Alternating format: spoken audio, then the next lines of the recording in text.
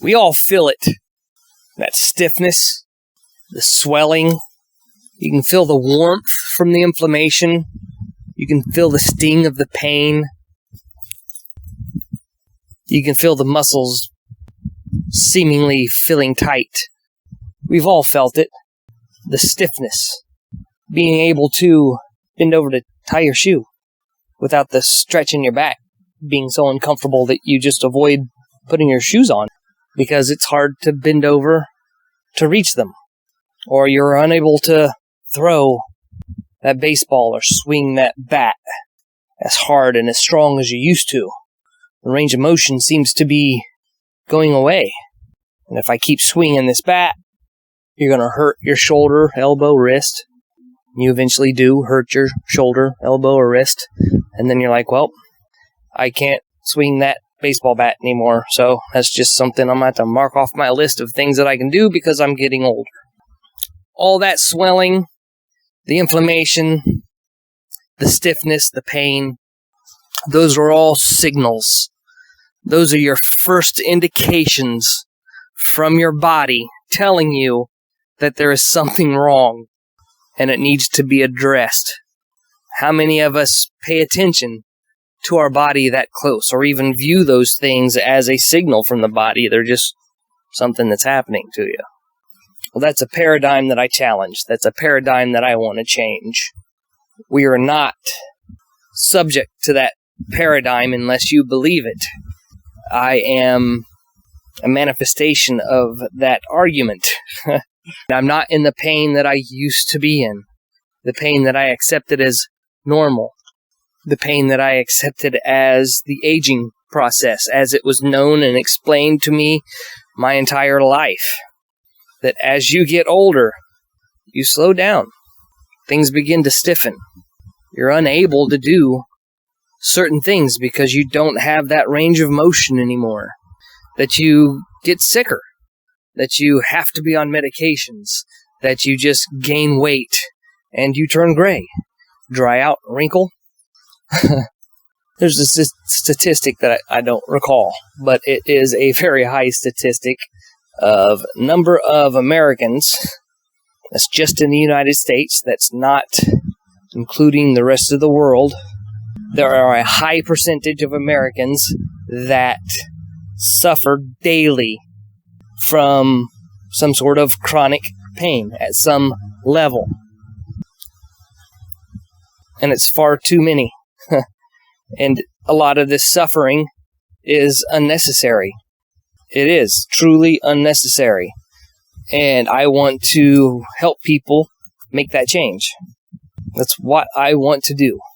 Since I have fixed myself, got myself out of the pains that I used to be in, and to now have a healthier outlook on my future, I just want to share that. That's all I want to do is share it. Because it just makes me feel so good to help somebody get out of pain, to guide them. I'm the one that gives you a step-by-step process as to how to go about this. A simple and efficient way to go about this. A lot of this is just simply movement. It can be weighted or resisted, or it could just be simply moving your body. That's all it takes.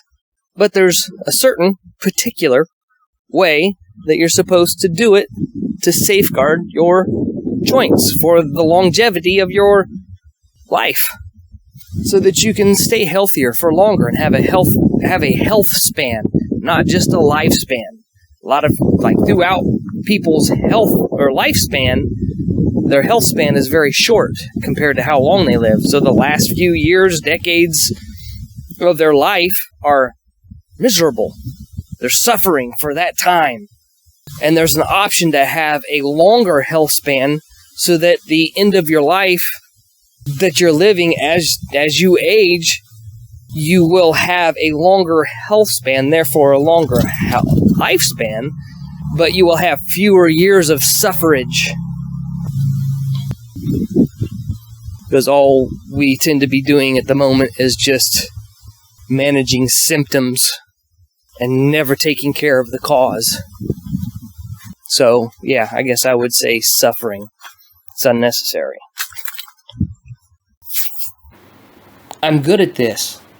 I have taken my knowledge that I have learned about circuitry and I've applied it to the body because it's managed by nerves, and there is a kinetic chain of muscles and support muscles for the entire structure that need to work in a particular sequence in order for them to remain balanced and without taking what I call micro traumas. But I'll talk about those later. So if you want to challenge this paradigm, check out what I offer. It's something special, not necessarily novel, but it is new. So the approach on the body as a whole entity instead of just isolating it makes a huge difference. And with this, if being big is what you're after, it's still possible. We can still lift as heavy as we'd like to lift, just as long as we're doing it correctly and within the spectrum of movement and not inside of an isolated machine or an isolated movement on a bench. This world is moving. You move. You got to move through this world. You don't bench press through this world. You don't hop through this world. You don't press through this world. You move your body dynamically through this world. And I think that's how training should be used as well. It should train you how to move, not to do an isolated movement, how to do an entire 3D movement. And this can go as deep as you want or as passive as you want. It's up to you, really, how far you want to go. How much success do you want to see? It pushes the boundaries, but it doesn't harm you in the process.